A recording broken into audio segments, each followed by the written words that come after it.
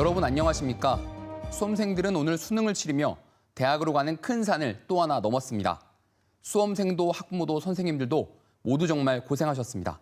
의대 정원 이후 처음으로 치러진 올해 수능은 이른바 불수능으로 불린 지난해보다는 쉬웠지만 수험생들이 느낀 체감 난이도는 조금 더 높았습니다. 문은선 기자가 보도합니다. 수험생들이 고사장을 빠져나옵니다. 이른 아침의 긴장감 대신 얼굴엔 아쉬움과 홀가분함이 교차합니다. 결과가 나온다는 게 살짝 좀 믿기지가 않고 살짝 걱정도 되면서 이제 설렘이 조금 이제 20살이 시작된다는 설렘이. 아들, 딸 마중을 낳은 부모들은 대학 입학을 위한 큰 산 하나를 넘은 아이들을 안아줍니다. 올해 수능은 이른바 불수능으로 불렸던 지난해보단 쉬웠고 9월 모의평가보단 다소 어려웠다는 게 일반적인 분석입니다. 하지만 영역별로 어려운 문제가 포함돼 수험생들이 느끼는 체감 난이도는 조금 더 높았습니다. 전체적으로 괜찮았던 것 같은데 탐구 부분이 좀 어려웠던 것 같아요. 영어도 그냥 9월, 6월 그 중간쯤이었었어요. 근데 그것보다 탐구가 많이 약간 어려웠던 것 같아요. 또 초고난도 문항인 킬러 문항 없이 변별력은 확보했다는 평가입니다. 다만 의대 증원 영향으로 반수생과 재수생 등 이른바 N수생 규모가 21년 만에 가장 많아 상위권의 치열한 경쟁은 피하기 어려울 전망입니다. 자연계 학생들은 이제 수학에서 특히 상위권들이 변별력이 많이 낮아지기 때문에 정시에서는 대학을 지원할 때도 수학이 가장 많은 비율로 반영되기 때문에 많은 문제가 있을 것으로 예상됩니다. 올해 지역에선 3만 8천여 명이 수능에 응시했고 1교시 기준 결시율은 지난해보다는 소폭 줄었지만 13.2%를 기록한 충남은 전국에서 결시율이 가장 높았습니다. 이번 주말부터는 논술과 면접 등 수시 대학별 고사가 시작됩니다. 특히 올해는 의대 정원 확대를 비롯해 모학과 선발, 모집 단위와 요강 변화가 많아서 꼼꼼한 입시 전략이 어느 때보다 중요합니다. 수능 성적은 다음 달 6일 개별 통지됩니다. MBC 뉴스 문은선입니다. 세종시 의회에서 관련 예산이 전액 삭감돼 최민호 시장이 단식 투쟁까지 벌였던 국제정원 도시박람회가 국비도 77억 원 전액이 삭감돼 사업 추진에 더한 층 제동이 걸렸습니다. 국회 농림축산식품해양수산위원회는 시의회의 예산 삭감에 따른 지방비 확보 불투명과 준비 부족 등을 이유로 예결소위가 제출한 감액 의견에 따라 국비 76억 8,800만 원 전액을 삭감했습니다. 심의 과정에서 국민의힘 의원들은 예산 지원의 필요성을 강조하며 수시 배정 예산으로 반영하자고 주장했지만 더불어민주당 의원들이 박람회 개최가 현실적으로 불가능한 만큼 시기를 더 미루는 등 충분한 준비 이후 지원해야 한다고 맞섰습니다. 무주택 서민을 위한 분양 전환 공공임대아파트인 내포 신도시 도시리브 투게더의 청약이 미달됐습니다. 충남도는 첫 사업지인 내포 아파트 전체 949세대 가운데 2순위까지 마감한 결과 경쟁률이 0.64대 1로 미달돼 자녀 343세대에 대한 선착순 모집한다고 밝혔습니다. 도시리브 투게더는 6년 동안 임대료를 내고 거주하면 입주자 모집 공고 때 확정한 가격으로 분양받을 수 있는 아파트입니다. 대전 관저문예회관 관장이 자신의 아들을 채용해 물의를 빚고 있습니다. 이 관장은 심지어 아들의 면접에 심사위원으로 직접 참여하기도 했는데요.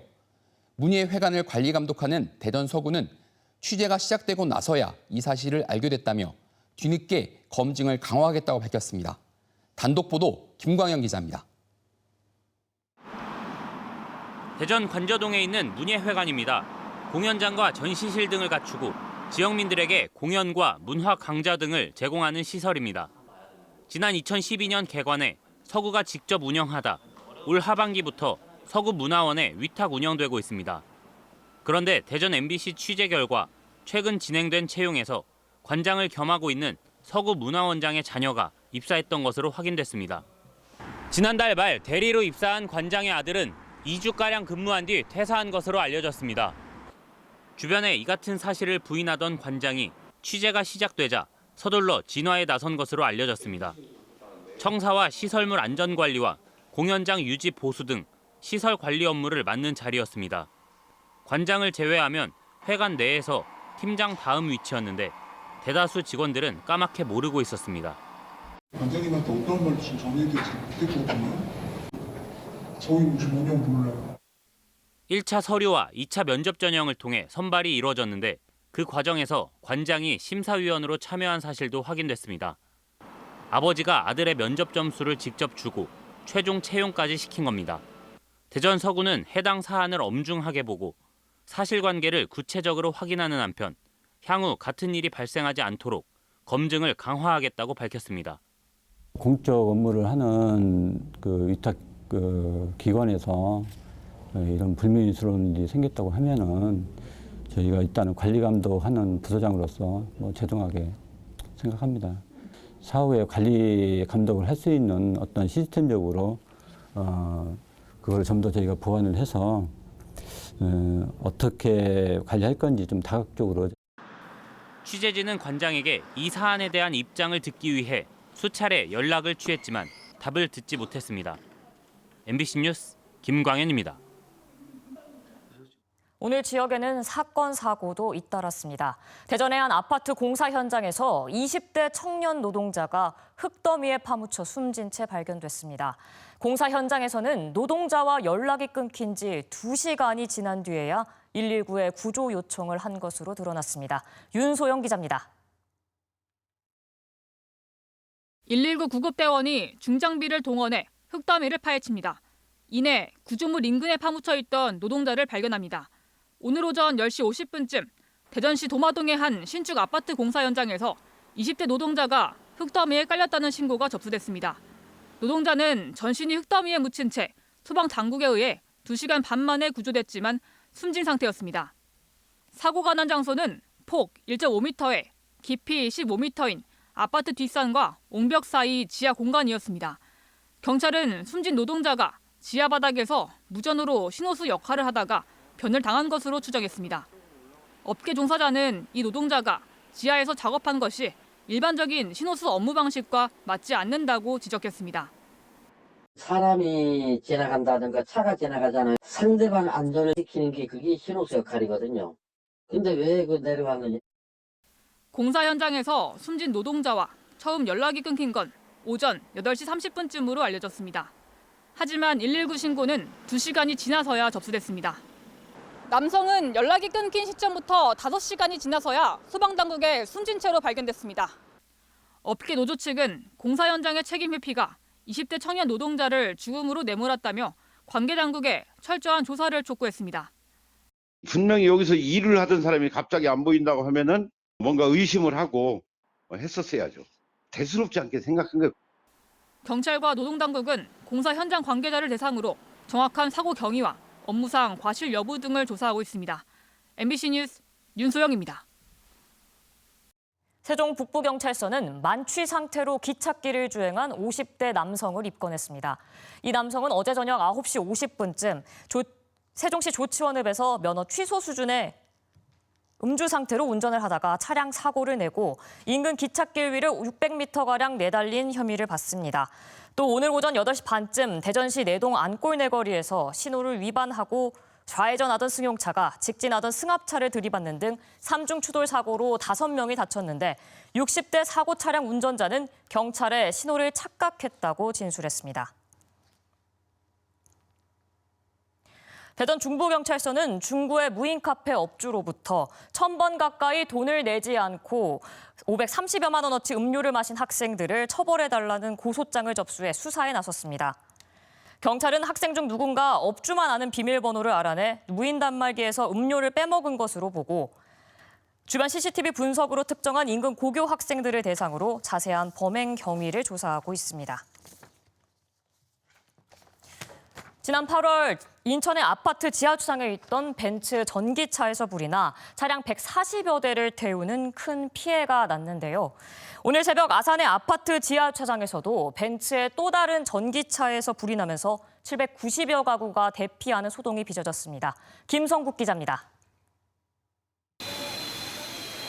천장 스프링클러에서 장대비 같은 물이 쏟아지고 질식 소화포가 덮인 차량 주위를 소방대원들이 살핍니다. 오늘 새벽 2시 10분쯤 이 아파트 지하주차장에 세워진 벤츠 전기차에서 불이 났습니다. 이 불로 인명피해는 없었지만 790여 가구가 1시간 넘게 집 밖으로 대피해 벌벌 떨어야 했습니다. 22층에 사는데 어디서 번개 치는 소리가 펑 소리가 들렸어요. 놀래서 애기들 다 추운데 애기들 다 안고 반바지 입고 막 추운데 그러고 다 나왔어요. 소방당국은 인력 85명과 장비 27대를 투입해 물과 소화 약재를 뿌리고 질식 소화포를 씌워 차량을 밖으로 빼내 2시간 만에 불을 껐습니다. 불이 난 차량의 배터리가 있는 하부 쪽은 검게 타버렸고 보닛은 이렇게 종이장처럼 구겨졌습니다. 화재 당시 스프링클러가 작동해 불이 번지는 것을 막았고 아파트 지하주차장에 소와 질식포가 구비돼 있어 소방대원들이 40분 만에 큰 불을 잡았습니다. 진이 얼마 안 된 아파트잖아요. 그러니까 감지가 잘 이루어져가지고 속보고 설비가 울리면서 스프링클러가 바로 터진 거죠.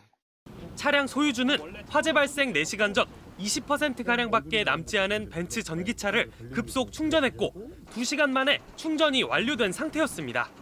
서비스 받은 상태이기 때문에 더구나 저중에 서 있던 차가 불이 난다는 게 지난 8월 차량 140여 대를 태운 인천 청라 전기차 화재에서는 당시 불이 난 벤츠 전기차에 중국산 배터리가 들어갔는데 이번에 불이 난 다른 차종인 벤츠 전기차에서는 국산 배터리가 탑재된 것으로 확인됐습니다. 경찰과 소방당국은 다시 불이 날 가능성에 대비해 해당 차량을 72시간 동안 수조에 담가둔 뒤 정밀 감식을 진행할 방침입니다. MBC 뉴스 김성국입니다. 대전고용노동청이 실업급여 등을 부정수급한 113명을 적발해 61명을 형사처벌하고 모두 9억 7천여만 원을 반환 조치할 예정입니다. 노동청은 온라인 실업급여 신청 IP 주소와 재취업 사업장 IP와 같은 경우만 추려 중점적으로 단속했다며 일부 사업주는 실제 근무하는 직원이 이직한 것처럼 속여 실업급여를 받아낸 뒤 월급으로 주기도 했다고 밝혔습니다. 지금까지 대전, 세종, 충남 소식 전해드렸습니다. 고맙습니다.